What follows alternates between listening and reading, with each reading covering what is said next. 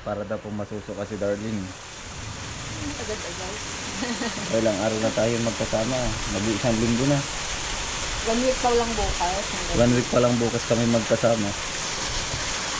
So okay na yun kung magkaroon na tayo ng baby. Agad-agad. Magkakaroon na kami ng little kalayas. Hoping. Kasama naman po sa prayer na magkaroon na po kami ng baby. Basta kung ano yung will ni Lord, dun tayo. Pero kung nasusuka ka, mga sintomas siya ng ano, ng pregnant. Agad? Oo. Agad. Eh matagal na tayo magkasama eh. May 1 linggo na. Oh. Happy wife, Happy life. happy life.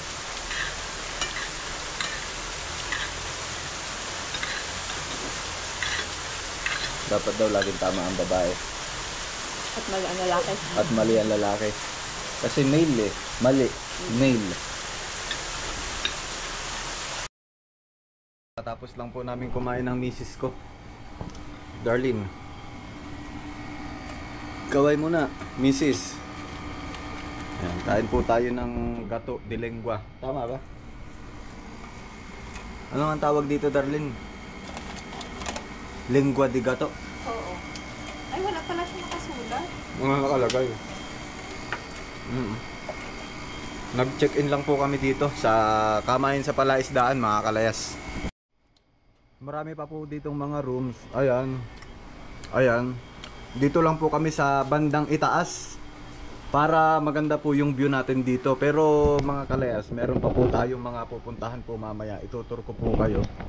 Kasi ito, hindi pa naman po tayo sa pinakataas, kundi meron pa po dun sa kabila, sa pinakataas. Ito po yung kanilang mga rooms. So dito po sa Kamayan sa Palaisdaan, mga kalayas, ito po ay 3 branch. Meron po dito yung kauna-unahan, yung pinakang restaurant, wala pa po siya mga hotel. Tapos yung sa kabila.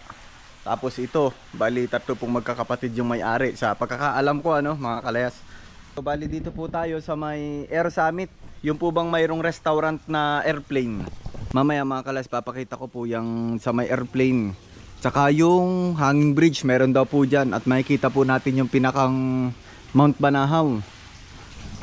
Ito rin po yung mga hotels na pinag-check-inan po ni na Cara David nung nakaraan. Ito po yung room namin, mga kalayas. Osaka 2. Ayan. Meron po sila ditong cabinet, then TV, tapos may access po ng wifi. Tapos yun po yung kanilang CR. Kompleto naman po, may heater. Pwede tayo magkape dito. Pag advance booking po tayo, meron po tayong 10% na discount. So ito naman po ay yung standard lang po na room sa halagang 2,400 for 24 hours, mga kalayas. At sila naman po ay very accommodating. So kung sakali man na mag-excess tayo ng mga half hour o 1 hour, siguro naman bibigyan po nila ng consideration. Depende po sa pakiusap po natin. Tayo po ay nasa gitna ng mga puno, kaya dito sa area na to, mga kalayas, medyo malamig po. Hindi na rin po kami lumayo ng Tagaytay. Dito na lang din po kami sa Tayabas. Ganon din naman, mga kalayas.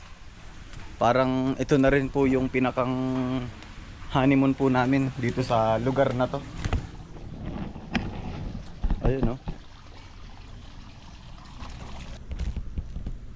Good morning, mga kalayas. Diyan po tayo mamaya pupunta. Titignan po natin yung view ng bundok Banahaw. Tapos dyan naman po sa bandang kanan, nandyan naman po yung swimming pool. At ngayon, mga kalayas, kukunin ko lang po yung food stub para sa kanilang complimentary breakfast. Na ito po. Ayan, mga kalayas.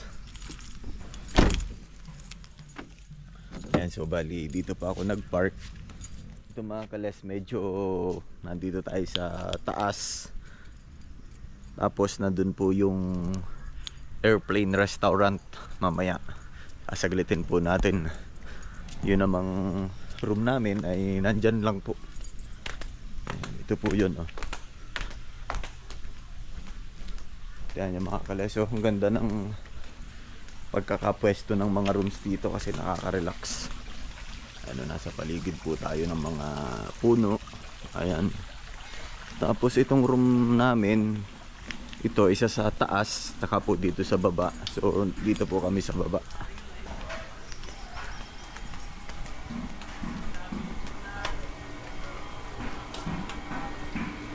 Tingnan niyo po yung view. Let's go na. Good morning.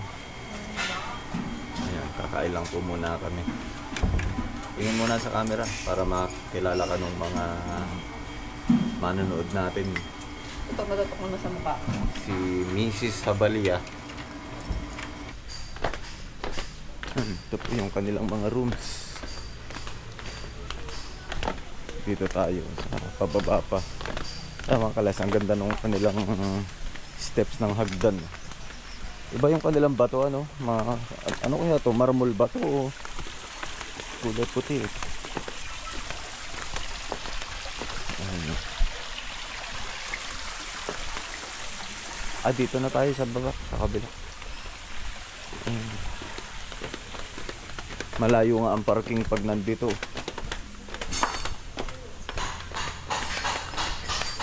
Po yung ginagawa na swimming pool. Di ba darling yun ay gilingan? Yun yung gilingan na bato, ano? Ito nga ba yun? Ayan o. Gilingan na bato. Tara. Yan sana yung room natin, no? Tapos ito mga rooms pa yan, no?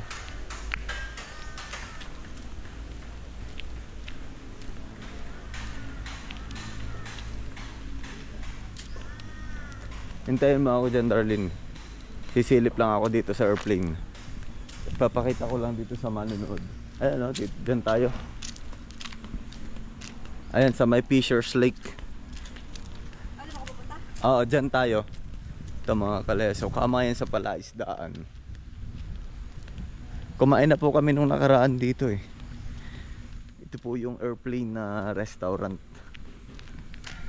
Ayan o, Air Summit. So parang dito ka kukuha ng ticket. Tapos doon naman po yung entrance.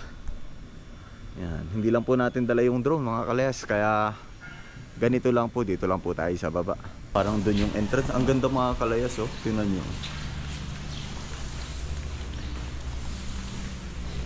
Ganda ng mga ukit nila oh.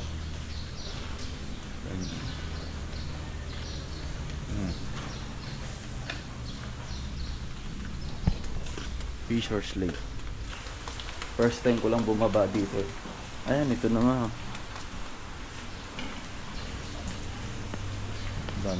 Tanong mo raw kung dyan na nga. Breakfast. Dito na nga po. Dito na ba sir? Okay lang ba sir? Nag-video ako? Oo, sir.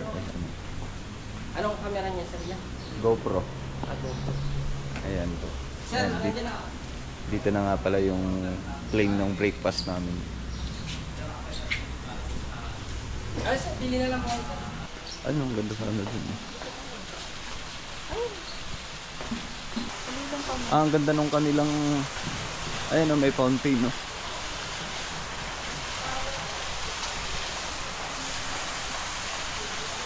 Diyan na lang. Ganda oh. Ayan, may koi fish oh.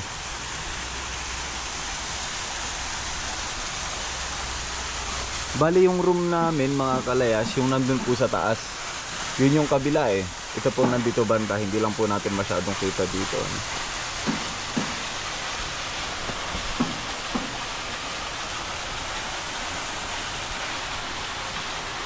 Ganda nung setup nila dito ah.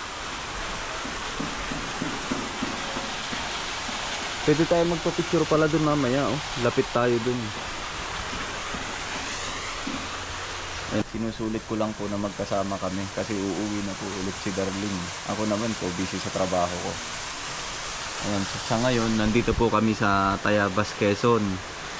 So mula po dito sa Tayabas hanggang papunta po dun sa kanila, halos 5 oras po yung biyahe.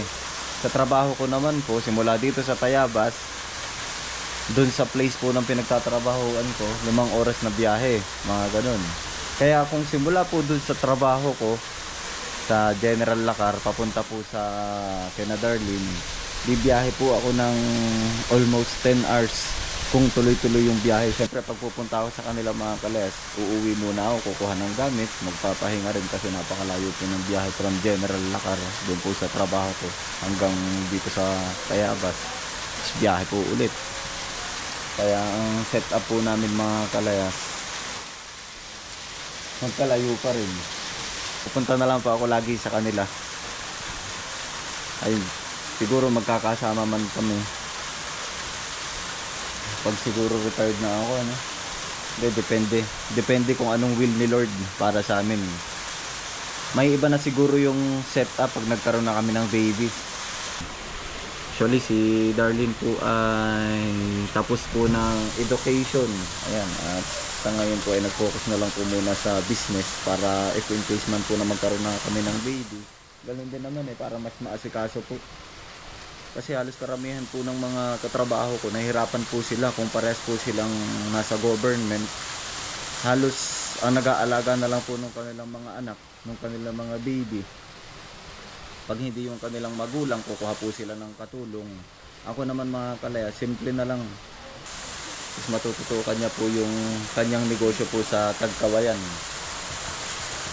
Kahit papano naman, pag nag-retiro mga kalayas, meron tayong konting makukuha. Ayun. Pagkakasahin na lang natin yun, ano. Ito naman pong misis ko, napaka-maunawain. Yan, naunawaan po tayo lahat po ng sitwasyon. At saka kung ano po yung will ni Lord sa amin. So, dun po kami. Kaya maraming salamat. Ayan, may pa-advance copy po si Kuya. Thank you. Ayan, si Kuya Carlo po. Maganda sila yung pang-vlog yung camera eh. Oo, okay din naman. Ano to? Matagal na to sa akin eh.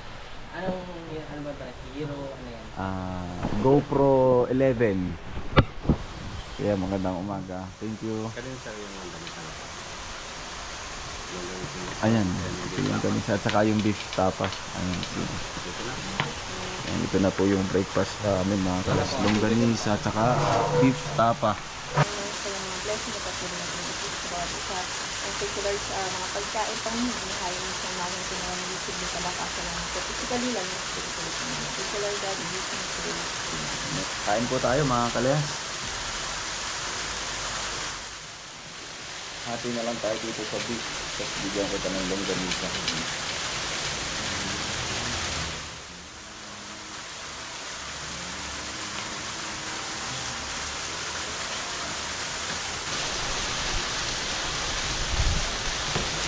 Ganda rin dito. Ang dami ko pakulit mo. Sige mamaya.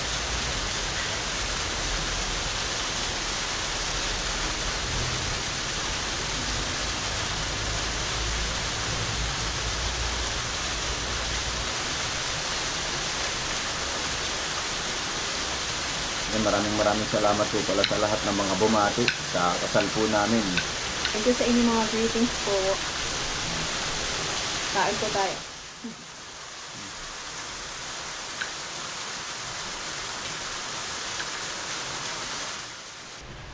Maganda.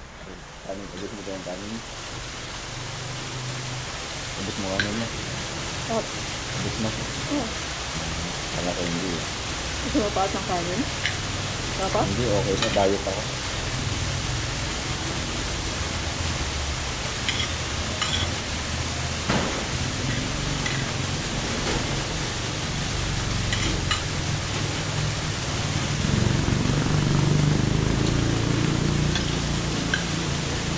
Sarap yung kanilang breakfast niya. Paano yung papa? Sarap ng suka. Kaya nga. Okay.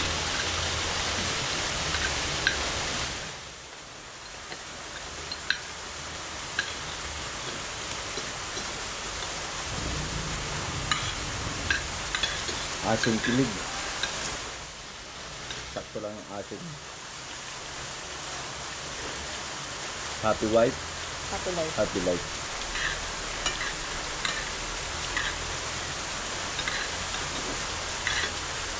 Dapat daw laging tama ang babae. At mali ang lalaki. At mali ang lalaki. Kasi male eh. Mali. Male.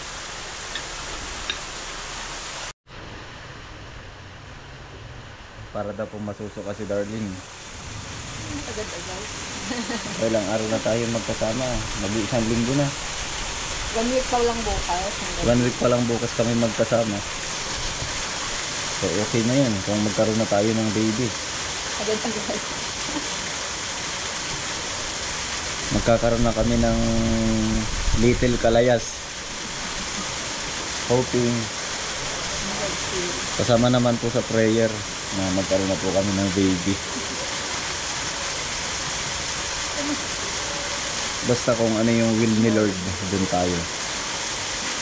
Pero kung nasusuka ka, mga sintomas siya ng ano, ng pregnant. Agad? Oo. Agad. Eh matagal na tayo magkasama eh. Balak ko. May 1 linggo na. Oh. Punta na kami mga kalsin sa taas. Papakita ko sa inyo yung view ng Mount Banahaw.